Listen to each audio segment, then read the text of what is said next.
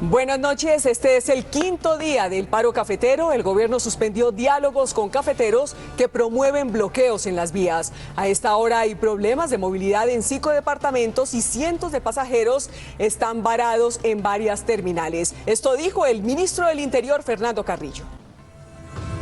Ellos asumieron una posición bastante intransigente, bastante rígida, inflexible, y después de 13 horas de reiterar el gobierno la importancia de que en el caso de quienes están taponando las vías y bloqueando las vías, las carreteras de Colombia, estos dirigentes les enviaran un mensaje para que suspendieran ese tipo de actividades, eso no se consiguió.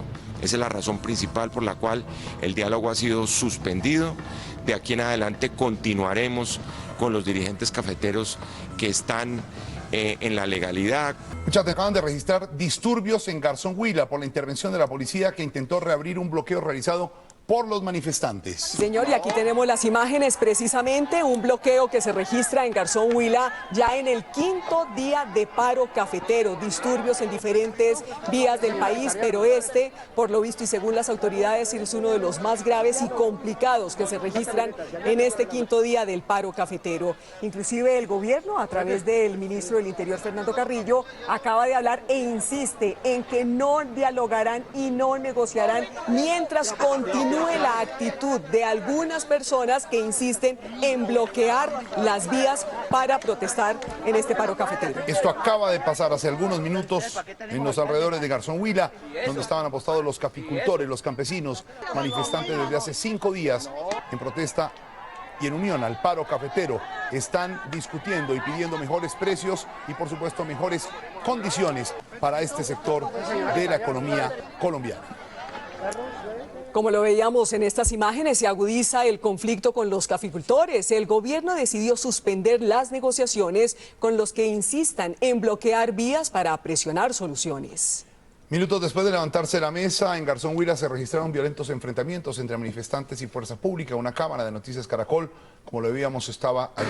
Vamos en vivo ahora a la Casa de Nariño desde los puntos de la geografía colombiana, donde hay tensión por el paro. Vamos primero con la suspensión de las negociaciones. Julián Amado, adelante, lo escuchamos.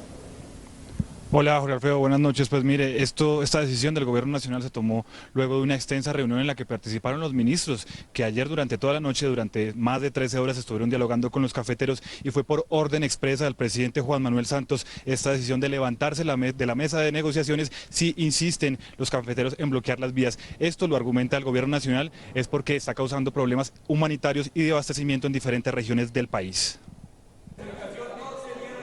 El pronunciamiento del gobierno fue claro. Luego de 13 horas de deliberaciones no se consiguió el objetivo principal del gobierno, el levantamiento de los bloqueos en las vías del país. Un factor fundamental para que se diera ese diálogo era levantar los bloqueos, o por lo menos en el caso de los dirigentes que estuvieron ayer en Bogotá, que exhortaran a los líderes de los bloqueos en el país a terminar con las vías de hecho. Acuerdo al que no se llegó, razón que llevó al gobierno a levantarse de la mesa y a solo negociar con algunos sectores. El diálogo ha sido suspendido. De aquí en adelante continuaremos con los dirigentes cafeteros que están en la legalidad, con los dirigentes cafeteros que no están promocionando vías de hecho. El ministro del Interior, Fernando Carrillo, aseguró que la situación ya está causando graves consecuencias en gran parte del país. Estos taponamientos de vías, estos bloqueos de carreteras han llevado, por ejemplo, a falta de oxígeno, de gasolina. Hay capitales de departamentos que están en este momento enfrentadas a un déficit de abastecimiento.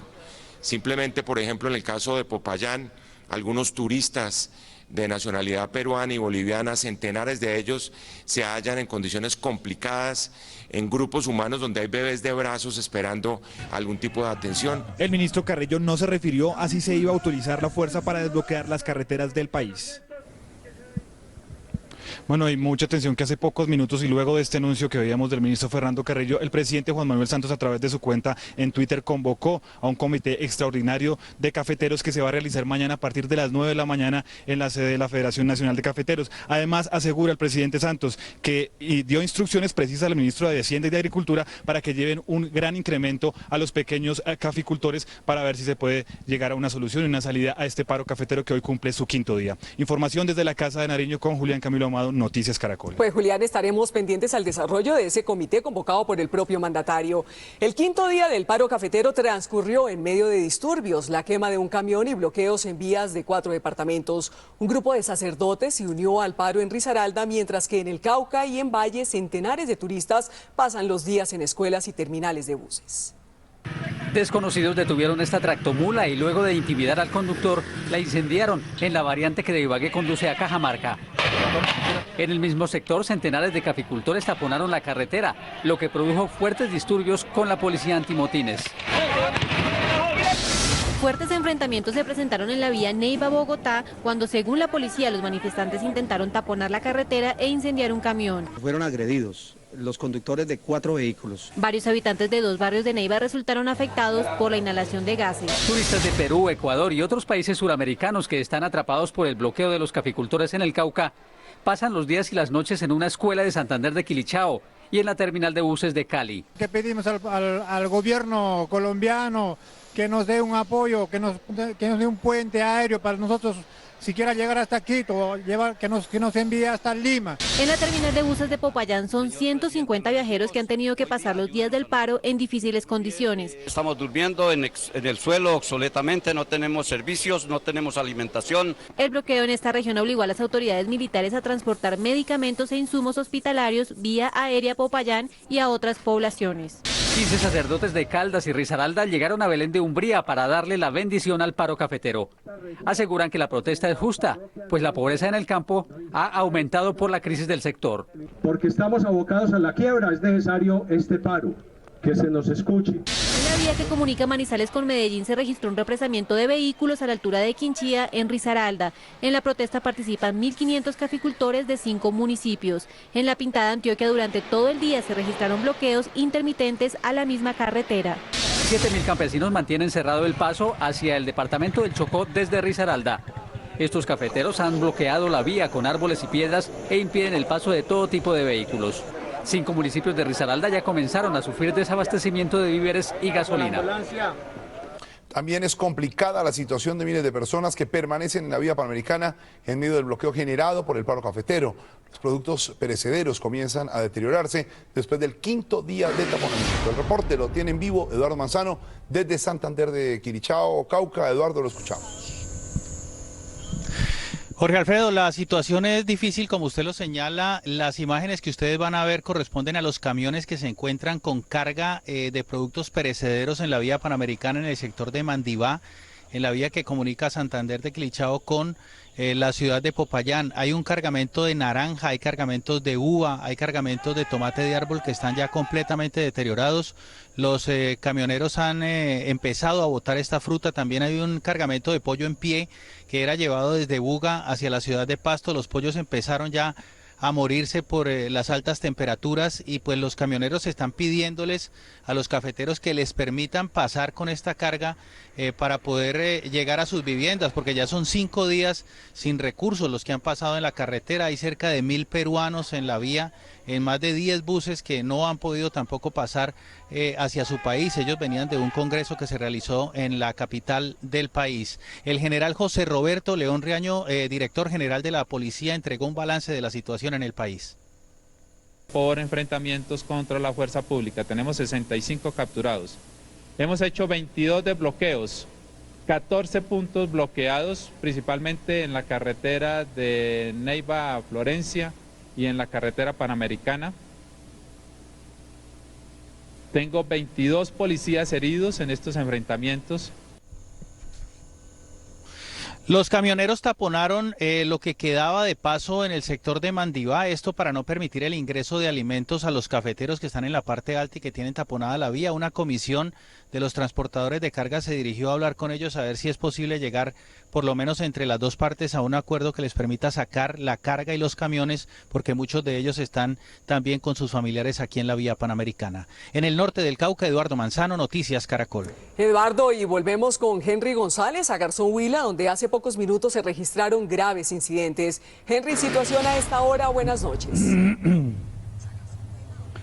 María Lucía, muy buenas noches. Pues sobre las 5:30 de la tarde la policía, el ESMAD, entró hasta el campamento donde cerca de 8 a 10.000 personas aquí en Garzón Huila se encontraban apostados en campamentos al lado de la vía. En esa carretera efectivamente pues se ha venido registrando restricción para el paso vehicular, pero de manera intermitente, de acuerdo con un convenio que se había pactado con las autoridades, pues se venía permitiendo el paso de algunos vehículos a ciertas horas. Eso se venía cumpliendo, por eso resultó sorpresivo que el ESMAD entrara con muchísimos de sus agentes disparando gases lacrimógenos para destaponar la vía.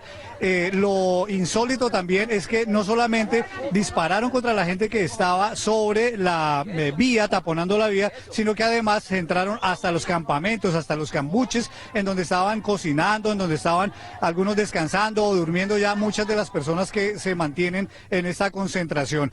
Al término de este disparo, digamos, de muchísimos docenas de gases lacrimógenos, pues obviamente resultaron muchísimas personas afectadas, muchas personas golpeadas.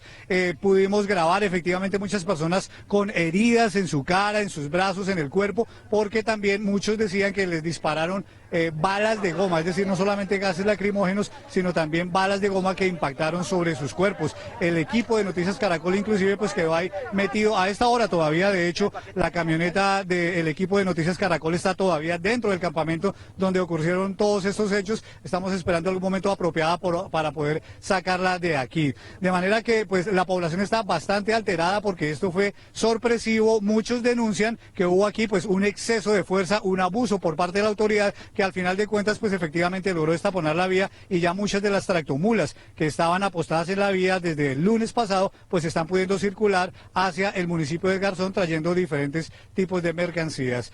En Garzón Huila, con la cámara de Mauricio Fetecua, Henry González, Noticias Caracol. Difícil situación en el Huila, Henry, gracias por su reporte. Y en la vía que de Ibagué conduce a Cajamarca se volvieron a presentar hoy graves problemas de orden público. En vivo, Marjorie Trujillo, desde el sector del Boquerón. ¿Qué está pasando, Marjorie? Hola Jorge Alfredo, buenas noches. Mire, durante toda la tarde lo que se vieron acá fueron momentos de tensión, una verdadera batalla campal ocurrió en este sector entre Ibagué y Cajamarca hacia las 2:15 de la tarde aproximadamente. Durante toda la mañana hubo calma, pero a esa hora se fue incinerado un tractocamión y luego se registró una verdadera batalla campal entre los campesinos y los hombres del ESMAD y de la policía. Un conflicto y un enfrentamiento que ya también está involucrando a los ciudadanos de Ibagué, a la gente que vive aquí en los barrios cercanos. Me encuentro con un habitante. Señor, ¿cuál es la denuncia que usted quiere hacer? La denuncia mía es acerca de los señores de la ESMAD, que ellos llegan a las casas y están dañando todas las ventanas. A mí, por ejemplo, me dañaron todos los vidrios de mi ventana y dañaron una nevera. ¿A usted qué fue lo que pasó, mi señora? ¿Qué es lo que usted nos quiere contar? Me tiraron 4 gases lacrimógenos, uno cayó en la cocina, uno en la habitación tenía una niña de 5 años, en la cocina estaban mis hijos de 9 y 12 años, golpearon a mi tía y golpearon a una prima. Bueno, este tipo de denuncias se están escuchando por todo este sector porque aquí ya es un barrio y todos los enfrentamientos los están afectando. Un llamado muy especial que se hace es al bienestar familiar porque muchos niños han quedado involucrados en este conflicto. En este momento hay vía normal hacia el alto de la línea. Marjorie Trujillo, Noticias Caracol. Pues Marjorie, el fiscal general Eduardo Montealegre dijo que frente a las alteraciones al orden público por el paro cafetero se iniciará la judicialización de personas implicadas en la obstrucción a las vías en varios puntos del país. Existen algunos casos en los cuales hay personas capturadas y en el transcurso de esta semana y de la próxima, pues la Fiscalía General de la Nación tomará las decisiones correspondientes, pero sí han existido varias personas privadas de la libertad en varios departamentos y municipios del país. Finalizó hoy en La Habana, Cuba, el 6º ciclo de conversaciones entre el gobierno y la guerrilla y por primera vez las partes coincidieron en que el proceso va muy bien. Humberto de la Calle habló de primeros acuerdos en el tema agrario, alias Iván Márquez habló de la negociación que más ha avanzado en la historia. Juan Jacobo Castellanos está en la capital cubana. Al finalizar este ciclo de conversaciones, las delegaciones dicen estar avanzando en la consolidación de un proceso. Aquí en La Habana, el pronunciamiento más importante ha sido en torno al reconocimiento de las víctimas por parte de la guerrilla. El primero en resaltar la posición de las FARC frente a reconocer a sus víctimas fue Humberto de la Calle, jefe negociador del gobierno. En el sentido de que darán la cara a sus víctimas, así lo han dicho recientemente. En ese tránsito de la vía armada a la legalidad, que esperamos ocurra, es fundamental reconocer y resarcir el daño causado. Iván Márquez, jefe negociador de las FARC, dijo: nosotros estamos dispuestos a hablar sobre víctimas, pero aclarando previamente que nosotros no proyectamos acciones contra la población civil. Es desde luego previsible, ¿no?, que en desarrollo de una acción militar, de un enfrentamiento entre dos fuerzas, puedan resultar víctimas. Lo ha reiterado el comandante Timochenko. Estamos dispuestos a hablar de estos temas. Agregó Márquez que ya se ha avanzado en 5 cuartillas del acuerdo, lo que nunca había pasado en Colombia, según él. Nunca antes un proceso de paz había avanzado tanto. Por su parte, la delegación del gobierno agregó que ya no hay coincidencias con las FARC, sino acuerdos en materia de desarrollo agrario. Recuperación de tierras en manos de ilegales y acceso por parte de los campesinos que carecen de ella o que la poseen de manera insuficiente. Esta semana que viene las delegaciones de las FARC y el gobierno estarán en consultas y se encontrarán de nuevo en Cuba el próximo 11 de marzo, en donde iniciarán el 7º ciclo de conversaciones y en donde se podrían dar nuevos acuerdos en materia de desarrollo agrario.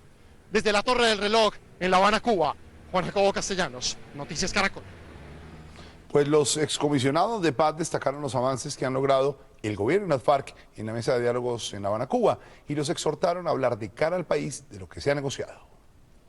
En épocas pasadas hemos logrado hacer agendas, hacer reconocimientos, intercambios humanitarios y han fracasado los procesos. Yo quiero creer que estos avances van por buen camino. Si ya se está hablando de acuerdos concretos, me parece que el país sí tiene que saber, incluso antes de que se firmen, qué se va a firmar. No puede ser posible que siempre haya opiniones como la que lanza el doctor de la calle, optimistas sobre el proceso, y por el otro lado estamos siendo testigos de actos de terror que comete la FARC en los diferentes lugares del país. Es una muy buena noticia la que nos da hoy el doctor Humberto de la Calle, porque confirma lo que más o menos de manera informal se sabía, y es que la mesa está avanzando. Ni en los acuerdos que se hicieron en la Uribe en el año 84, 85, 86, ni cuando el Caguán se pudo llegar a hablar del tema de la tierra, porque se quedaron en las ramas y rápidamente se rompieron los procesos. Esto es un hecho histórico.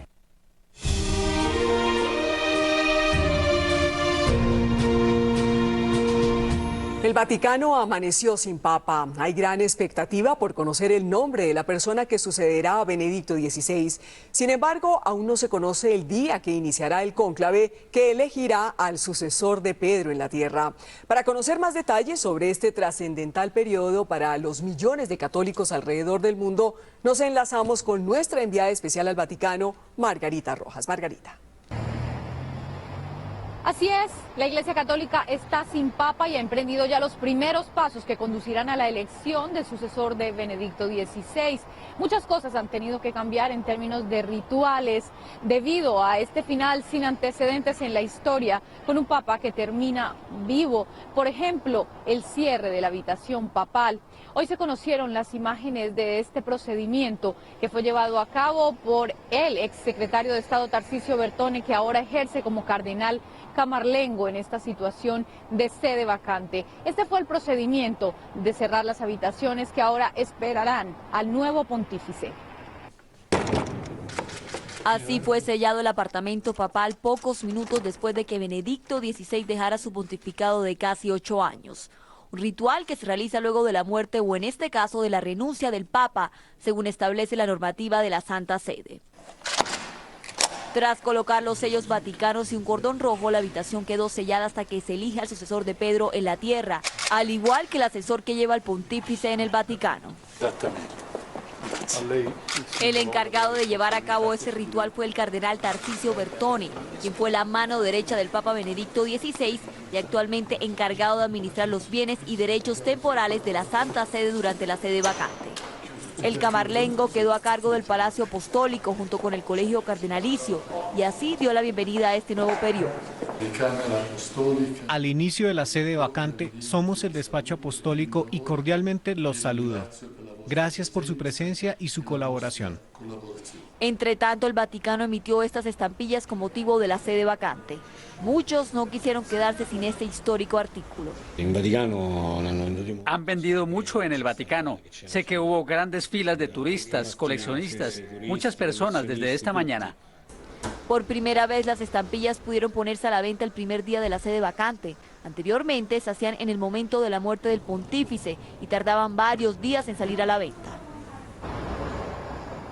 Y hoy, en el primer día de la sede vacante, el decano del Colegio Cardenalicio, Angelo Sodano, ha enviado una carta a todos los miembros de esta institución curial para que acudan a Roma al proceso de elección del nuevo pontífice, pero también a las congregaciones generales que empezarán a sesionar a partir del lunes 4 de marzo, según se dispuso y se anunció hoy por parte del Vaticano. Cuando trazó el imponente cupolone de la Basílica de San Pedro, sin duda Miguel Ángel buscaba un símbolo de la Iglesia y de la autoridad papal. Esa joya del Renacimiento, repleta de fieles en su mirador, viendo partir a un papa a bordo de helicóptero, marcó el fin de la era de Benedicto XVI. Hoy, eterna como Roma, la cúpula preside una sede vacante que ya empieza a prepararse para el proceso de sucesión. A través de una carta de su decano, Angelo Sodano, los miembros del Colegio Cardenalicio ya fueron convocados para el inicio de las congregaciones generales. El cardenal decano, el cardenal Sodano, ha convocado a cada uno de los cardenales miembros del Colegio Cardenalicio a la primera congregación general para el lunes 4 de marzo a las 9:30 de la mañana. Reunidos en el complejo del Auditorio Pablo VI, ellos podrán adelantar, si así lo deciden, la fecha de inicio del cónclave. Muchas cosas para debatir, la situación de la Iglesia, los desafíos que enfrenta y por supuesto también las divisiones y las intrigas que han terminado por salir a la luz pública. La Iglesia es un momento como otro cualquiera. Tenemos que tener en cuenta que la Iglesia tiene 2000 años. Momentos difíciles ha habido en 1500, ha habido en 1700, ha habido ahora. La Iglesia siempre atraviesa momentos difíciles, pero son momentos que siempre se superan. Por supuesto, este es un momento que estamos en época de la globalización y cualquier información, cualquier noticia, en un segundo da la vuelta al mundo. Y también de un grano de arena hacemos una montaña. Y a solo 30 kilómetros, el Papa emérito, ya aislado de los pesos que agitan y desestabilizan la barca, pasó una noche tranquila viendo la televisión, los reportes sobre su partida. El Papa ha fatto una sua solita passeggiatina. Dio un paseo por la galería interna de los salones que dan al lago y se retiró a rezar y a descansar. Han sido horas intensas para todos, lo confiesa uno de los portavoces que conoce las intimidades de los muros vaticanos. La gente que ha trabajado mucho cerca de Benedicto está muy triste, llena de emoción. He visto a Monseñor ayer llorando. He visto otra gente que están diciendo gracias Santo Padre porque es una enseñanza muy importante. Y ahora cada uno de los cardenales, con sus íntimas emociones, con su individual conciencia y sus propias motivaciones, se prepara para acudir al llamado y cumplir con la responsabilidad de interpretar la voluntad del Espíritu Santo. Muchas preguntas surgen ahora. Una, ¿cuándo se iniciará el cónclave? La otra, por supuesto, ¿quién será el sucesor de Benedicto XVI? Y ya se empiezan a ventilar nombres, candidaturas, ya hay una decena de favoritos. Sin embargo, bien es sabido que suele pasar en el cónclave que quienes entran como papas salen como cardenales.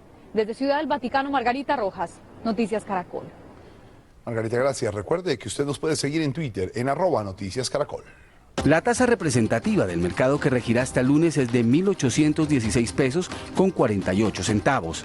Bajó. El dólar en las casas de cambio se vendió en promedio a 1.820 pesos. Se mantuvo estable. El índice Data IFX cerró en 1.813 pesos con 29 centavos. Y nos alegra contar esta noticia que pone en alto el nombre de nuestro país. Medellín fue escogida como la ciudad más innovadora del planeta, luego de competir con 200 ciudades del mundo. El premio lo concede The Wall Street Journal, Urban Land Institute y Citigroup. Diana Pérez en vivo desde Medellín. Buenas noches, Diana, y felicitaciones a los paisas. Gracias, Jorge Alfredo. Pues así es, nosotros estamos felices, orgullosos con este gran premio.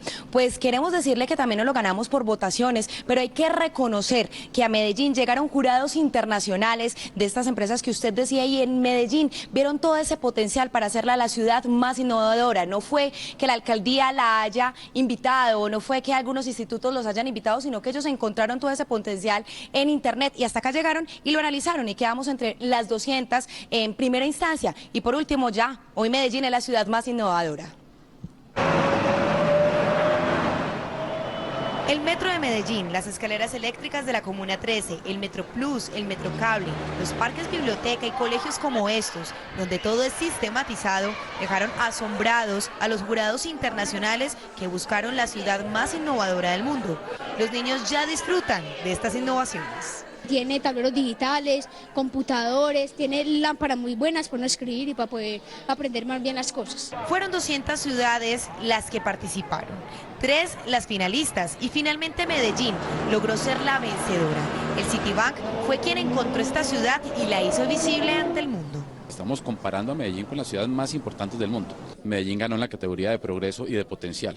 Y hacia adelante, la palabra potencial es clave. Con los parámetros del Land Institute y el Wall Street Journal, Medellín logró sobresalir. Los paisas se sienten orgullosos de su tierra. Los paisas son echados para adelante, son berracos, quieren ver a la ciudad bonita, verla limpia, y por eso hizo que Medellín fuera la ciudad más innovadora del mundo. Es un logro de los 2,5 millones de habitantes de nuestra ciudad que compartimos con ellos, pero también es un logro de muchos otros compatriotas que votaron en forma generosa por Medellín. El Instituto de Tierra Urbana, uno de los encargados de entregar el premio, destacó los grandes avances de la capital antioqueña. Medellín definitivamente suena como un lugar maravilloso para conocer. Fueron más de 1 millón de votos los que lograron poner los ojos del mundo en Medellín. Fueron 2 meses de espera para ganarnos este concurso. Primero fueron 200 ciudades, luego 25 y por último 3. Pues este acontecimiento pone a Medellín ante los ojos del mundo y como un ejemplo de desarrollo urbano. Nueva York, conocida como la capital del mundo, fue escogida por proyectos como los colegios amigables con el medio ambiente, donde se ahorra agua y energía. Con esas y otras campañas para la conservación del líquido, en este momento su consumo se encuentra en el nivel más bajo de los últimos 50 años. Casi el 25% de los taxis en Nueva York son vehículos híbridos, es decir, que funcionan con electricidad y gasolina. El transporte público de esa ciudad es el más limpio de Estados Unidos. Y aunque tiene 27.700 habitantes por kilómetro cuadrado, el 20% de su superficie es espacio verde, gracias en gran medida a su plan de sembrar 1 millón de nuevos árboles. Por su parte, Tel Aviv, en Israel, fue distinguida por la UNESCO como un ejemplo de arquitectura moderna y urbanismo desarrollado. Algunos de los aspectos que lograron su nominación son su sistema de tren ligero y los planes de construcción de un nuevo centro de innovación en el que se invierten millones de dólares. Además, esta ciudad ha sido reconocida tradicionalmente por concentrar sus esfuerzos en la innovación, en investigación y tecnología. Otro de los fuertes de Tel Aviv, que fue determinante para su nominación, es su próspero sector financiero, que es propicio para la generación de empleo y el crecimiento de emprendedores. Y mucha atención porque se complica el paro que se adelanta hoy en Colombia. El gremio del transporte de carga anunció que se une a la protesta a partir de las 12 de la medianoche de hoy. Yari Muñoz está con uno de los representantes del gremio. Yari, ¿cuáles son las razones de los transportadores? Adelante. En efecto, buenas noches y mucha atención porque en las últimas horas el gremio de transportadores de carga de Colombia, 3 asociaciones, acaban de anunciar que se unen al paro cafetero. Estamos con Jorge Enrique García, presidente de la Confederación de Transportadores. Jorge Enrique, ¿por qué motivos ustedes se unen a este paro? A ver, nosotros lo uno respaldo al sector agrario, a los cafeteros. El tema del combustible, estamos diciendo que se debe eliminar el fondo de estabilización que representa a los colombianos 2.930 pesos en el galón de gasolina y 2.830 en el galón de CPM, que a todos los colombianos nos beneficia. Y en el tema de regulación, que se aplique el decreto para eliminar la póliza, para no matricular vehículos por incremento, sino que haga por reposición de 1 a 1. Esto quiere decir que sale un vehículo viejo y entra un vehículo nuevo. El llamado para esta protesta es a partir de las 12 de la noche de hoy y en este momento los representantes del gremio de transporte de carga inician una reunión con los voceros de los cafeteros en el Ministerio de Trabajo para unificar las propuestas e iniciar las mesas de diálogo con el gobierno nacional. Esa es la información desde el norte de Bogotá. Yarid Muñoz, Noticias Caracol. Yari, gracias. Y el gobierno nacional levantó la suspensión que pesaba sobre la multinacional Drummond para la exportación de carbón por el puerto de Santa Marta, luego que desde una barcaza de esta multinacional se virtieran varias toneladas de mineral al mar. La decisión generó rechazo, por supuesto, de los ambientalistas. Pablo Guevara nos tiene los detalles. Pablo. Hola, ¿qué tal, Jorge? Pues vale aclarar que aunque la decisión permite que la multinacional Drummond vuelva a cargar y transportar carbón desde Santa Marta, la investigación por los daños ambientales continúa y los resultados deberán conocerse en menos de 6 meses. Todo comenzó el pasado 13 de enero cuando, para evitar que se hundiera una barcaza de la multinacional Drummond cargada con carbón que tuvo una emergencia en inmediaciones de Santa Marta, fueron arrojadas al mar varias toneladas del mineral. Así quedó demostrado en estas fotografías reveladas por el abogado ambientalista Alejandro Arias.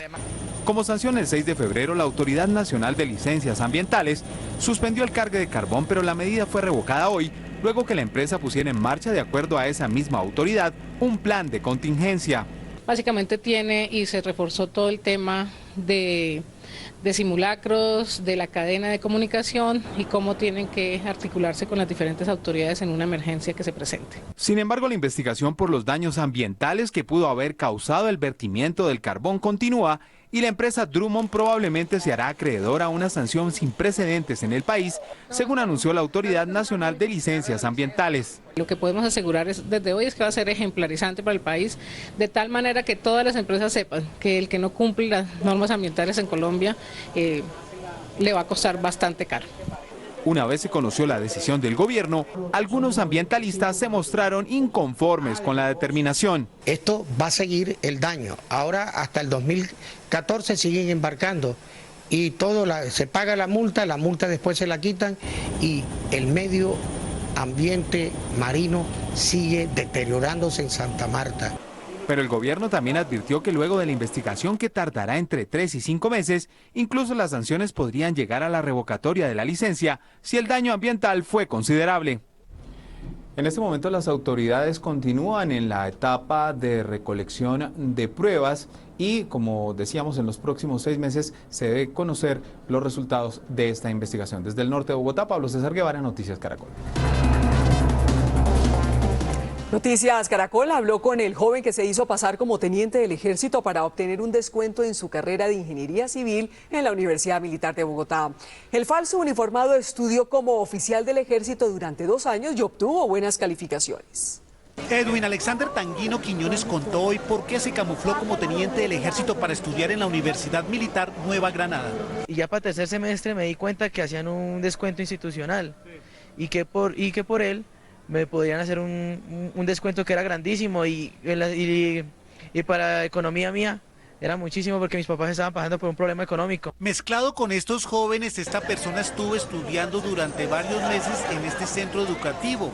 Aquí como uniformado también pudo recorrer todo el batallón del ejército, hasta incluso dicen que le pudo haber dado órdenes a varios militares de bajo rango. Pero pues sí era fácil entrar ahí por esos cantones. Claro, era fácil y más con el uniforme. Claro, y más con el uniforme, pues porque nadie se percataba, pues él es oficial, él pasa. Durante los 2 años que estudió ingeniería civil, se destacó en la universidad. Paradójicamente, en este certificado, el falso teniente obtuvo en la clase de ética la nota más alta, que fue de 4.3. El vicerrector del claustro general retirado Alberto Bravo se refirió al caso. Una actitud irresponsable porque violenta los sistemas y presenta documentos que son falsos. El falso uniformado es oriundo de Palmira Valle, a donde regresará en las próximas horas, eso sí, sin perder la ilusión de seguir estudiando su ingeniería civil. Un juez penal militar condenó por peculado a los 147 exmilitares que encontraron la huaca de las FARC en las selvas del Caquetá. El juez sentenció a los 147 exuniformados de las compañías Buitre y Demoledor del Ejército a penas de entre 4 y 6 años de cárcel y ordenó su recaptura. Los exmiembros del Ejército que se encuentran libres por vencimiento de términos descubrieron la huaca hace 9 años en medio de operativos contra las FARC y se apoderaron una millonaria suma de dinero, hecho que causó gran polémica. La Fiscalía y la Procuraduría habían solicitado al juez que absolviera a los implicados. Y el gobierno puso hoy en servicio 5 lanchas de guardacostas artilladas que tendrán la misión de proteger a los pescadores que hagan sus faenas en la zona que el Tribunal de La Haya le entregó a Nicaragua. El ministro de Defensa, Juan Carlos Pinzón, dijo que las embarcaciones defenderán los derechos de los isleños a trabajar en sus aguas. Estas son las embarcaciones de guardacostas que desde hoy patrullarán las aguas del Caribe en el archipiélago de San Andrés y Providencia. La misión para el ministro de Defensa, Juan Carlos Pinzón, es cumplir una orden presidencial. Traer rápidamente 5 unidades de reacción rápida para que acompañen precisamente a las fragatas y al patrullero oceánico que están allá en las distintas zonas, en la zona de Luna Verde, en la zona de Serrana, Serranilla, en fin, y acompañen directamente el trabajo de esas fragatas y acompañen y puedan proteger ahí al lado a esos pescadores colombianos de distinto nivel, si se quiere, de distinto tamaño o estructura, que están realizando faenas en esas aguas. Cada embarcación, que tendrá 7 tripulantes, está armada con 2 ametralladoras, 5.50 y una .50. El comandante de las Fuerzas Militares, general Alejandro Navas, dijo que estos marineros defenderán la soberanía nacional. Las fuerzas militares de Colombia tienen la misión constitucional de preservar la integridad del territorio nacional. Las 5 guardacostas navegarán junto a los buques de guerra Caldas, Padilla y 20 de Julio, que están cerca al meridiano 82. Una pareja de novios amantes del cine llegó a Cartagena con el ánimo de llevar a zonas populares de la ciudad y a municipios de la costa atlántica películas que normalmente no podrían ver, y todo a cambio de afecto. Esta es la gente que le pone el alma y hace la diferencia en Caracol y Bancolombia más cerca. Haciendo la diferencia. Cartagena, la ciudad de la historia y la cultura, es escenario de diversos festivales. Y hasta allí llegó esta pareja de novios, ella austriaca y el francés. Vienen de Centroamérica y consigo traen la magia del cine. Para nosotros el cine es un poco el regalo a las comunidades, a los pueblos a donde vamos. Fabricamos con tubos de PVC una tela que pintamos nosotros en un marco negro para que sea bien bonito. La pantalla es artesanal, compramos un carro también para viajar a los pueblos. Esta pareja decidió integrarse a la fiesta cinematográfica que vive Cartagena por estos días. Ellos le ponen el alma a llevar películas educativas, proyecciones de tipo independiente latinoamericanas a los barrios populares. ¿Le gustaron las películas? Sí. ¿Sí? ¿Y cuál de todas le gustaron? La del muñequito. La del muñequito. Porque puedo ver el cine en mi barrio y mis amiguitos también. En muchas comunidades donde llegamos dicen la gente, hey, sabemos que nadie los paga, entonces tienen casa o les invitamos a comer o alguien nos trae bananos, una guayaba, algo así. Inspirar pasión hacia el séptimo arte en los niños es lo que impulsa a Petra y Alex, los extranjeros que ahora llevarán su gran pantalla rodante camino a La Guajira.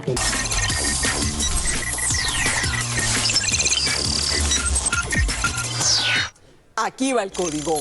La elección del Papa ha dado para todo, hasta para una llamativa campaña electoral. Miren el cartel que apareció esta mañana en Roma. La fotografía del cardenal Peter Turkson de Ghana con las palabras "Vota por Turkson" al cónclave. Aún no es claro quién puso el cartel, pero dicen que apareció por obra y gracia del Espíritu Santo. Hoy fue condecorado el presidente del Consejo de Estado, Alfonso Vargas, en su propia tierra, Ramiriquí, Boyacá, y en presencia de los más altos dignatarios del Estado. Escuchen las razones del homenaje. El doctor Vargas pasó de trabajador raso, su tarea era cerrar las puertas del Palacio de Justicia, a ser el presidente de esa corporación, hecho a pulso. Los méritos sobran. Y un dato más. El primer mandatario aprovechó la visita para poner el primer ladrillo de lo que será el Palacio de Justicia de Ramiriquí. La senadora Gilma Jiménez viaja a Washington a demandar a algunas entidades del Estado ante la Corte Interamericana de Derechos Humanos por no permitir la convocatoria del referendo que busca la prisión perpetua para castigar delitos atroces cometidos contra nuestros niños. Y se está cargando el último código. La Cancillería colombiana recibió 2 certificaciones certificaciones de calidad, la ISO 9001 y la certificación en norma técnica de gestión entregadas por el ICONTEC, lo que significa que nuestro Ministerio de Relaciones Exteriores se convierte hoy en el primero del mundo en tener certificados todos sus procesos en materia de prestación de servicios. Y el recomendado de código, siguen los preparativos para la Teletón. Presentadores, cantantes y artistas se reunieron para ultimar los detalles de la jornada, que será de 27 horas ininterrumpidas. Hoy se tomaron las fotos respectivas. La meta es superar los 10.500 millones de pesos. La transmisión comienza el próximo viernes a las 10 de la noche y termina el sábado a las 12 de la medianoche. Hasta aquí el Código Caracol.